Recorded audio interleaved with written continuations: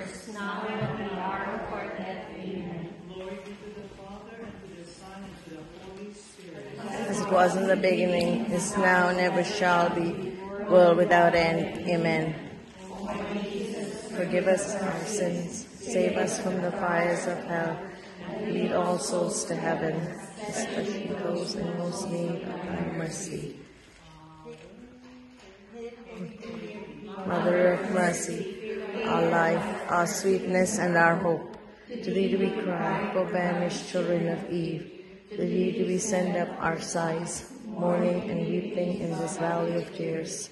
Turn then, most gracious Advocate, thine eyes of mercy toward us. And after this our exile, show unto us the blessed fruit of thy womb, Jesus. O clement, O loving, O sweet Virgin Mary.